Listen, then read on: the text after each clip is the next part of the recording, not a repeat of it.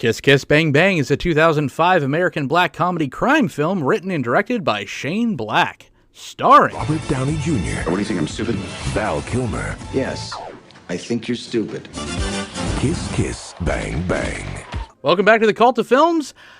I am John, the sub-host, because that's Jason Alt, the host on this particular episode, because if I'm not mistaken, this man said this is the best written film of all time. I said that? This is where she would start, right? It's all that. Oh, Jesus, don't patronize me. I'm not. I don't remember saying that. So, Jason, I am handing over the reins to you, my friend. You've always given me shit that I've said host and co-host. You are now the host of this show. This is your jam. Kiss, kiss, bang, bang. Here's the keys, sir. It's a lot of pressure. Kiss, kiss, bang, bang. If this had been a bit, this would have been a great bit that we rehearsed, that you were going to flip it to me. I'm like, I don't know what to talk about. Look, I'm the talent. I just show up. When I'm called upon to give my opinion, I'll do it. But since you're calling upon me to do the whole episode, you know what? I think I can handle it. I think I'm going to show everyone your job's not that hard. Just like acting is not that hard. Ooh, look at me. I'm Jason Alt. Kiss, Kiss, Bang, Bang is a movie that anybody could have been in, but they picked Robert Downey Jr. for some reason. Iron Man gets credited for being like Robert Downey Jr.'s comeback movie, but this, then The Singing Detective, and then Iron Man. Because as much as everyone's like, they took a chance on him. No, they didn't. Robert Downey Jr. in this movie proved that if you get Val Kilmer to babysit him and promise not to drink and make sure that he doesn't drink or do any drugs and gets him to set every day, if you just have an adult babysit Robert Downey Jr., you can't get him to get all the way through a movie without ruining anything. And he didn't ruin anything. He was a smartass, and he was a dumb smartass, and then Val Kilmer played a smart smartass, and it was the best buddy cop movie ever made. You just do! I put in one bullet, didn't I? You put a live round in that gun. Oh, yeah, there was like an 8% chance. Wasn't it just 8? 8? Yeah. Who taught you math? Even though neither one of them are really cops. So Shane Black, if you don't recognize the name, he's responsible for all the Lethal Weapon movies. He's responsible for Last Boy Scout. You know, if somebody made a black-white buddy cop comedy movie, and you're like, why do they keep making these? It's because Lethal Weapon is a monster of a movie, right? You want me crazy? You think I'm crazy? Yeah, you want to see crazy? I'll tell you. Now that's a real badge. I'm a real cop, and this is a real fucking gun. Shane Black can write the absolute titty shits out of a buddy movie because you just have a dumb guy and then you have a smart guy that makes fun of him. It's just like this podcast. Yes, he is such a parasitic asshole to everyone around him. John doesn't know which one he is. Which one John is. Comment below. So instead of the black cop, white cop comedy, what if it was gay cop, white criminal? Masculine gay cop and feminine cis white male. I guess. Yeah, but honestly, it really works. The dynamic really works. Perry's homosexuality isn't played for laughs. He just happens to be gay, but he's also the smartest and funniest and most competent person in the movie. I gotta go. I have to go. Saying Gay Perry was one of the first openly gay leading characters in an action movie. But not only that, this came out when they were still doing just dog shit gay characters on TV, where they're either just like a quippy, lispy character like everybody on Will and Grace, or they were magical. Remember that? Like, remember the super early 2000s where every gay person on like a sitcom was just like a magical problem solver that would just say, "Oh, honey," and then give like the lead of the sitcom a manicure and talk about boys. Like, this wasn't trying to score a victory for representation. It just accidentally gave us a three-dimensional gay character 10 years before anybody started to do that on purpose to try to be like, look how progressive we are. Shane Black just wrote a good character because he wanted to. Brett Halliday's original novel, Bodies Are Where You Find Them, was written in 1941. Probably not a gay character in that book. I haven't read it. Maybe I should. So this has a lot of Gay Perry was just super happy and optimistic in that book. Yeah, he said he was knee deep in pussy, and I don't remember what he said after that. So this feels like a noir detective story because it is, but it is not only adapted for the modern times, and by the modern times I guess I mean 2005, but also Robert Downey Jr. spends the whole movie breaking the fourth wall, and if that kind of thing is annoying now, 16 years later, it was sort of a new thing at the time. Oh, shit. I skipped something. Damn it, this whole robot bit. I made a big deal, and then I, totally forgot. Fuck, this is bad narrating. Like my dad telling a joke. Oh, wait, back up. I forgot to tell you. The cowboy rode a blue horse. Fuck. Anyway, I don't know if you want to see it now, but here's the fucking robot stuff for your viewing pleasure. Can I say fuck more? Yes, it has that Deadpool quality to it, but I think Deadpool really wore out the welcome on that for sure. Yes, this is a lot more restraint than that. I think there was no one else that could have done, because I don't think that acting is inherently easy, and I also, this is a hot take, but I also think that right actor, right movie, and I think that no one else could have done this as well as Robert Downey Jr., especially for the time, because this definitely shows that he had a chip on his shoulder and he had something to prove. And he still, to this day, in interviews after he's made his Marvel billions, they're just like, what's the movie? When you look back at your career, what's the movie? The interviews are just like, it was less than zero, wasn't it? Or something super like hipster or whatever. And he's just like, no, it was Kiss Kiss Bang Bang. That was the movie. That was the performance. That was the best time I had making a film. They got Val Kilmer on a budget because he wanted to try his hand at comedic roles. Well, he wanted to get back into comedic roles. He started his career. Right, yes, with Top Secret, right?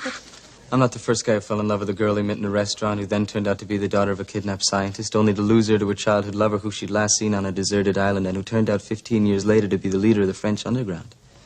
I know. It all sounds like some bad movie.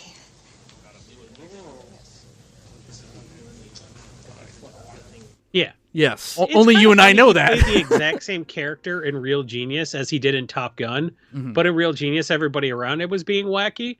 And in Top Gun, everybody around him was being super gay.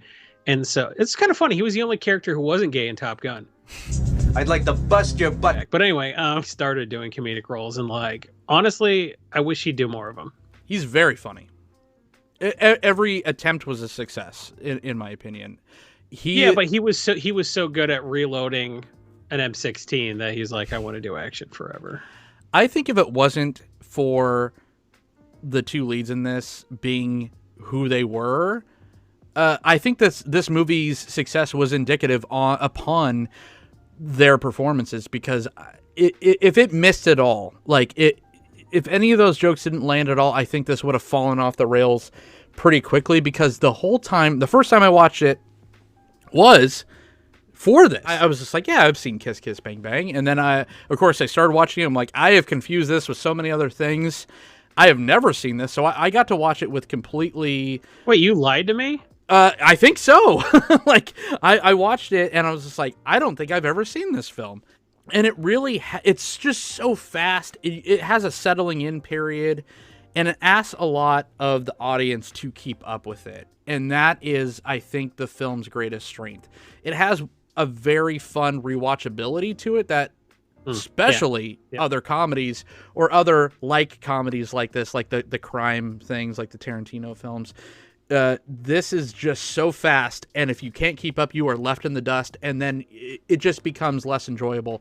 It's not a film that you could watch half-assedly. You have to be invested in this film, which other films of its ilk doesn't have that set requirement for it. So I think maybe that was one of the turnoffs and why this film wasn't such a big success when it was theatrically released.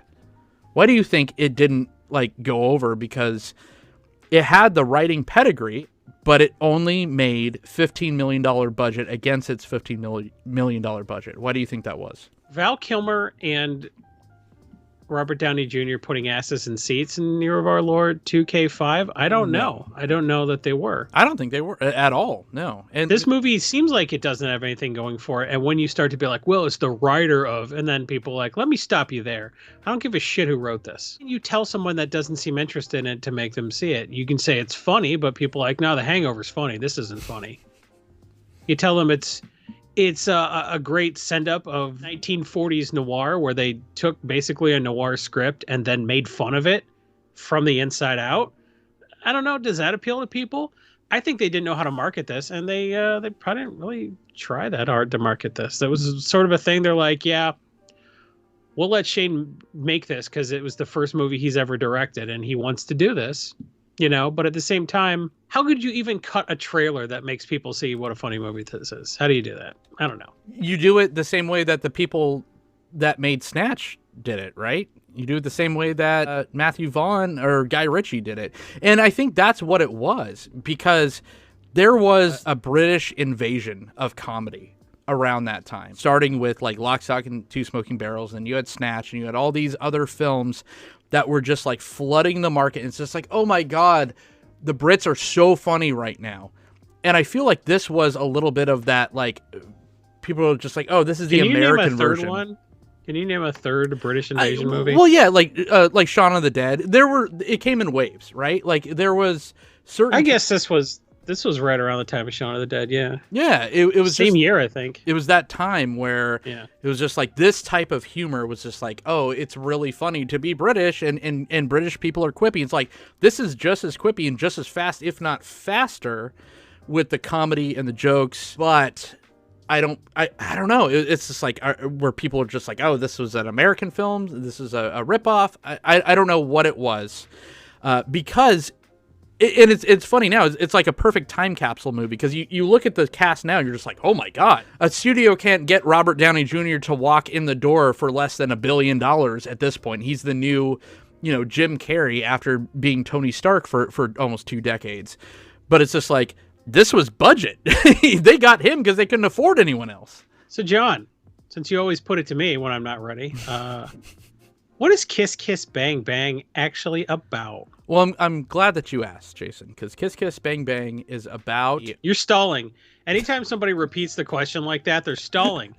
John, did you see the movie? I was scrolling down to see the IMDb. No, Harry Lockhart is our POV. He's our focal point. He is a petty criminal with a heart. He's like a modern-day Robin Hood type of deal that's bad at his job. He's just trying to break into a toy store to get his niece toys, and then winds up getting his friend the plot killed. Of Jingle All the Way is what you're saying? Exactly. I'll get that toy. I promise. He gets his friend killed because this is an ongoing theme in the film, spoiler alert, but one bullet is enough to get both. Gets shot through the arm, but that bullet also kills his friend. He happens to movie magically stumble upon a read for some kind of audition. It just so happens it's like a crime film, and he is bleeding out, so he of course reads it in a dire way, so they are very impressed. They fly him out to LA for his big break. He has a childhood sweetheart. There's a girl that got away named Harmony. Her story is running on a parallel track to Harry's. And basically, these two kids meet up at an LA party. He's the lovable loser, right? He's a loser with a heart. He saves her from a would-be incident, like a sexual incident. Walk away, don't think, just do it. What are you, a brother or something? And then winds up in a whirlwind of weirdness, because for the role that he thinks he is going for, he is also attached to a character named Gabe Perry?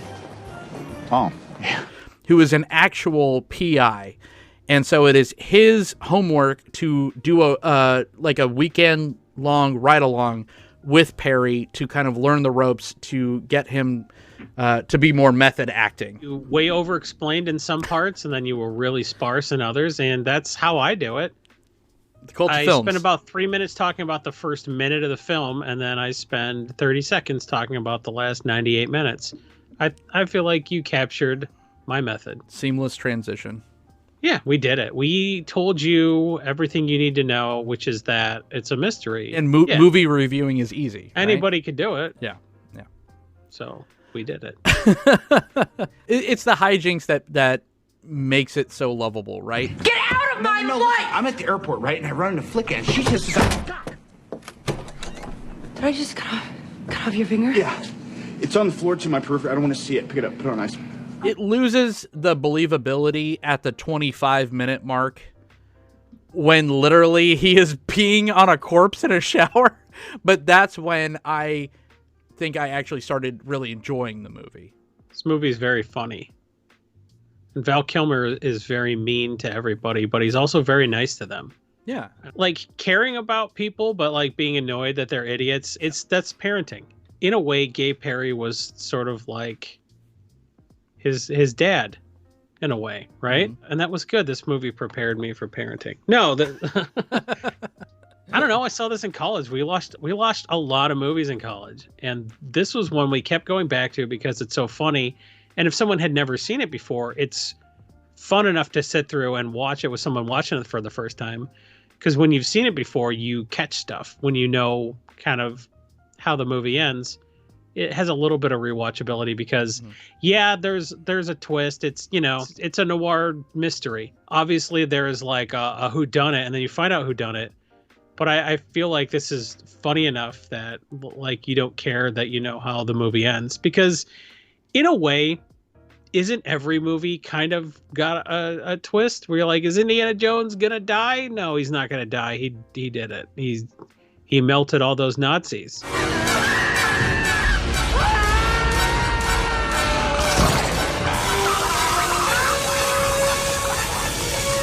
But even though that the Nazis are going to melt when you watch it the second time, you still want to see all your favorite scenes. So it's rewatchable to the extent that any of your favorite movies are rewatchable, even if you know how it ends. It's very quotable, but in order to quote it, you'd have to quote it with someone else who has seen it. And that was a problem for a while, which is why we like to show it to all our friends. So we would all make references to it. Do you know if you looked up in the dictionary the definition of the word idiot, what would you see? They go, a picture of me. He's like, no, a definition of the word idiot, which you fucking are. Yeah. Just stuff like that. Just a great joke. Yeah. Super quotable. Yeah. I'm going to equate this to like a game or something. It's just like if I go into a gaming store, I'm just like, what's a good mystery? They're gonna bring like the beginner game is gonna be Clue. The second game, and I'm talking about movies. The second game is gonna be Knives Out, and then it's gonna be this because I still don't know what the fuck happened. I don't know how many girls are dead. I don't know whose sister is who, and I watched this movie 3 fucking times, and I'm not even complaining about that. I think that's one of its strengths. It's so fast. It is a cat jumping in a dryer. Because if you blink for a second, you are lost. But that gives a comedy a certain white-knuckled edge of your seatness that usually a thriller or a horror movie would have, which I found so endearing. Even though like sometimes I'm like, oh, that joke didn't land or that whatever, I was still like, I'm so invested though, because if I'm not, I'm on the side of the road. And no one's there to pick me up. Jesus, don't patronize me. I'm not. You're patronizing me. No, it's just a funny little buzz. I'm having a nice time. I don't want to do anything, and I'm just... I don't know if this guy's your boyfriend or not, but just so you know, when you were in the bathroom, he was totally checking me out. What? And that's fun. Like, that was a lot of fun. You are whisked away, very pronounced ticking clock to it. Yeah. Which isn't spelled out. So some ticking clock movies, literally, it's just like, January 3rd, 12 p.m. or whatever. This one doesn't do that. It's a very finite amount of time that so much bullshit happens in that there's no time for fat and there's no time to explain. There's only enough time for Robert Downey Jr. to break the fourth wall, to slow the movie down for a second. I know that it was impossible for you to follow that. But I'm telling you the story, so like, let me catch you up. Yeah. And he's like, I agree with you. He's like, that scene was garbage. Why would I why is this scene in this fucking movie? Yeah. Yeah. And part of the movie was framed, It's a 1941 story that they framed as a way for Shane Black to talk about how deeply stupid everything in Hollywood was. Because this wasn't Harry's big break. This was them bringing in Harry to get Colin Farrell to accept less money for the role. They never intended to cast him. They just brought him to a party and bandied him about, and they're like, oh, he's going to do a ride along with Perry and all this shit just to make Colin Farrell be like, all right, fine, don't replace me, I'll do it. Yeah. And that's some Hollywood shit. And like, people who don't know that kind of stuff happens, you are kind of as clueless about Hollywood as Harry is. So like, not only is he having to navigate all of those politics and all that shit, he's got a murder that he shouldn't be involved in, that everyone's telling him to like, don't worry about that. You've got, your own thing to handle. And he only gets into it because of the girl he's interested in. Mm-hmm. Like, this should have been none of his business. He should have been focusing on, trying to get cast in this movie he ultimately was not going to be cast in. Right. You're gonna help me? I gotta check my schedule, but... Okay, because if you're not gonna help me, Harry, then I need to get out of here and I need to find somebody that's gonna help me. But that's not... He wouldn't leave well enough alone, and that's why he got embroiled in the story. Like, in the original book, I guess, like, the gay Perry character would have been the detective, and he would have just done all the detective shit. But this is a guy who's not a detective, and I think people like that concept from The Big Lebowski to Burn After Reading until they got sick of it. And I think, this may have been one of the last movies that kind of did that thing where it's either one person super serious and nobody else is, or everybody's super serious and only one person isn't. And I think the Coen brothers did both of those. It's a very funny concept for a movie where he's just like, I'm a gumshoe, see? And everyone's like, no, you're a moron. I'm the actual PI and I'm telling you to drop it. Yeah. But then it turns out he's right. Harry does all he can to get him out of trouble. I thought it was funny because there was some dramatic irony where you are, as the audience, know that all this shit's real and nobody else believes it but Harry. So it was sort of like a reverse dramatic irony thing in that respect. So it takes a lot of established tropes and pokes fun at them, and it pokes fun at Hollywood. I don't know. It was like a parody of everything all at once. So there's a lot going on. But like the fact that you can't keep up is one of the jokes. It's a running gag in the movie. Yeah. And you and I also very specifically talk about a certain type of movie. And I think a lot of people in this space tend to gravitate to. And that is filmmakers love making films about LA and Hollywood and the Hollywood dream. There's two different kinds. You have your Hollywood wank pieces, that is your La La Land and those anyone, just be a dreamer, anyone could make it. But then there's also those like Under the Silver Lake or any David Lynch film, Mulholland Drive. This was real Mulholland Drive in the beginning. And 100% Under the Silver Lake. This is way more focusing on there's always a party in Hollywood, but it's only for the actresses that can't get a role to like be waitresses, and just try to find, it's like every person that's working goes up to Harry's character, Robert Downey Jr., and it's just like, hi, I'm blah, blah, blah. Who are you? I'm a PI. Oh, okay. I'm going to see who else is here. So what do you do? I'm a private detective. And you? I'm a stewardess. Really? Yeah. Well, nice to meet you. That it? Yeah. Yep. Because everyone's trying to find that connection. Everyone's trying to find the big break. This is a huge indictment on the whole Hollywood story. I love those. But also it's an indictment of action films because as much as it got kind of action film at the end, in the beginning, Robert Downey Jr. is like, walk away, my friend. It's going to be 2 hits, me hitting, and then he just gets the shit kicked out of him. Yeah. You all right? Yeah. Oh, thanks, bro. One of these days I'm actually going to learn how to fight. The movie establishes very early on that he's not John McClane. However, I think it's fun that they flip that towards the end where he is killing everybody, but is so remorseful on every single kill. And also, who knows how much of that happened, because he's the unreliable narrator. Yeah. And at the very end of the film, you find out that he's been pitching this story. Yes. And like Perry is in the background occasionally like correcting him when he gets something wrong, but like he's embellishing a lot. So when it gets to the end of the movie, you're like, how much of this is him just trying to sell this as a script, and how much of this is what actually happened? Mm-hmm. Did he really like hang on with one hand from a coffin and then shoot somebody in a car with his other free hand? Like, the more ridiculous it gets, the more it's like, you could interpret as him just like lying because he's trying to sell a script. Yeah, you know? You feel like there are moments of you could pick out the moments of embellishment, right? Mm-hmm. Because it's just like, yeah, a human reaction to seeing a corpse in the shower that you weren't expecting. It's a turnaround, and if you're peeing, you're gonna keep peeing. You're gonna keep peeing. That's a thing that would really happen. He probably like begrudgingly wrote that into the script because it's like, well, that was a thing that happened. But just the absolute shit that the dead body goes through is so unbelievable.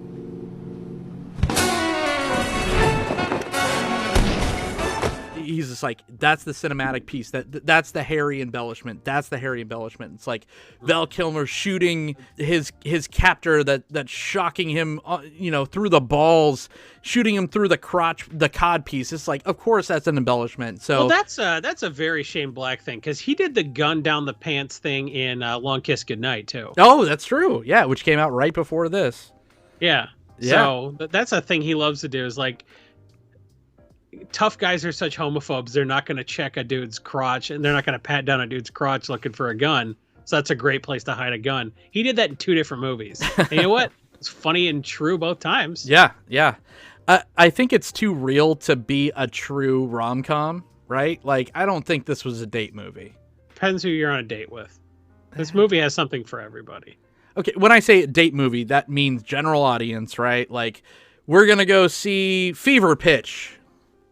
That's our date movie. That's the kids. We got a babysitter for the kids this month. Imagine getting a babysitter to see Jimmy Fallon. Hi, everyone. Welcome to Air.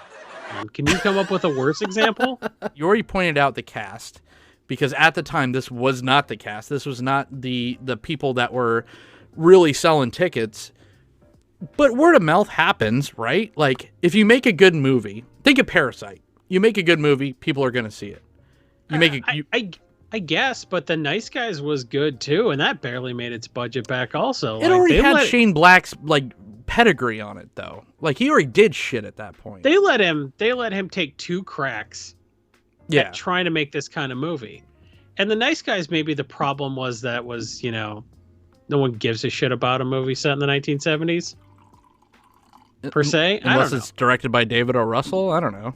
What are you saying? Certainly, The Nice Guys was a better movie than American Hustle, and everybody but me does not believe that's true. But it is my opinion as a professional movie pundit. You heard it here first. The Nice Guys is the better movie of the 2. We did it. And I like David O. Russell, but Jesus Christ.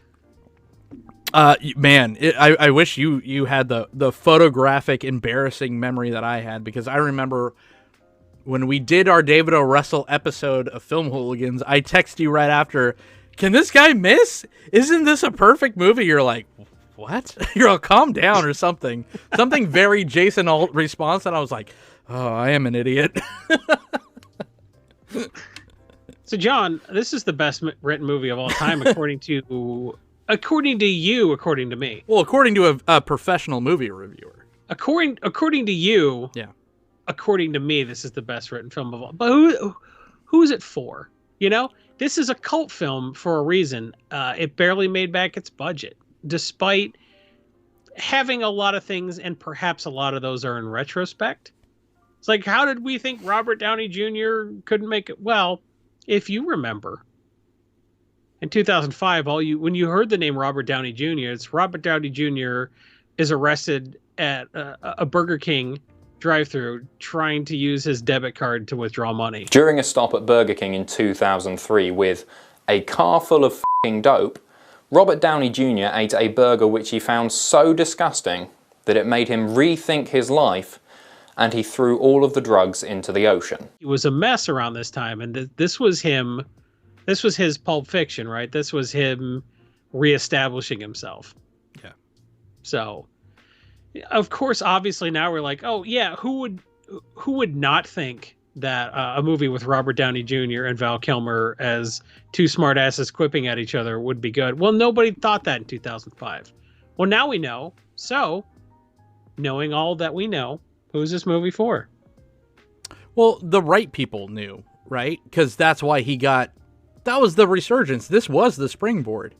I mean, Iron Man 1 was 3 years after this, and that's release date. So, and Iron Man 3, also directed by Shane Black, the first person to believe in Robert Downey Jr. Who knew it? Who knew it? Well, he knew it. Shane Black knew it. I think this movie is for everyone now. Like, it's unfortunate that no one saw it then, but I don't know. There's some really antiquated jokes in here, especially in this social climate. You said that they don't ever play the gay thing as a thing, but it is kind of a plot device sometimes. I think it's handled kind of bluntly sometimes. Well, it's when he makes it a thing. When he uses it to make people uncomfortable, that's one thing. But like, he's not a Will and Grace character. He's not. He's doing everything he does. His portrayal of the character is great. It's the people around him where they keep trying to make it an issue, and I'm just like, it's still 2005. Like, it just felt a little tired as far as that goes. That's progress. The fact that you look back on it and you're like, yeah, that's not great. Right. If you didn't necessarily at the time, that's you growing. Yeah, that's fair. The movie can't grow. Yeah. It was shot in 2005, and it is what it is. So I don't know that we can hold 2021 standards to a 2005 movie that felt progressive at the time, because again, has there ever been an openly gay character as a lead in an action movie? I don't know if there had been. This movie not for. I don't know. It's just a different type of comedy. If you thought that Seven Psychopaths was a funny movie, this isn't your jam. It's a crime comedy that is next level, where they were trying to churn out so many of these in the 2000s, and a lot of them, including this film, fell by the wayside, got lost in the ocean of grift, I think. And this one is a cut above. This is it just features performances from people with chips on their shoulders. Val Kilmer trying to regain that comedic aspect of his game and just nailing it. Michelle Monaghan, I think, was mostly in like rom-coms and stuff, or she was always like the third or fourth or fifth build person, and she actually really thrives with some screen time here. I was just like, when she popped up on the screen, I was like, Michelle Monaghan, I'm not a huge fan. She actually is just as good as the other leads in this film. And if you want to see Robert Downey Jr. doing Robert Downey Jr. quippy shit, this is your kink. Who's this film not for? Because like, if you want a comedy and then you get some action stuff, that's cool. If you want an action movie and you can sit through the fact that there's comedy, who doesn't like comedy? Who doesn't like to laugh? This movie's for adults. Like, I wouldn't show this to a 6-year-old, but I don't know. It's almost like this movie would be a test where, like, you watch it and then if you don't like it, I'm like, well, I understand what I can't recommend to you now. Okay. Sort of a deal. Yeah. I can't think of a single person who's still in my life that I wouldn't recommend this to. So maybe if you haven't done as good a job of weeding people out of your life as I apparently am just now realizing I have, maybe use this movie for that. But you should watch it first. It made me want to rewatch Under the Silver Lake again.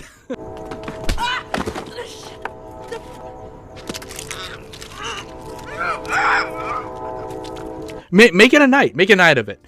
LA indictment pieces. That's the theme of the night. Everyone get just yayed out of their brain. everyone get face numb and watch a bunch of, movies talking about how horrible LA is. Sounds like a weekend. We did it. We did it. Jason, when you're not on a private investigation, where can everyone find you? I hang out on Twitter. I hang out my my shingle on Twitter. So if you need me to solve your mystery or very predictably shoot holes in you while trying to shoot holes in a trunk you're locked in, because of course that is what would happen. How did he not know that? You can find me on Twitter. My Twitter handle's on the screen right now. John just put it up. Boom. With the power of editing. That's it. Okay. Do a star wipe.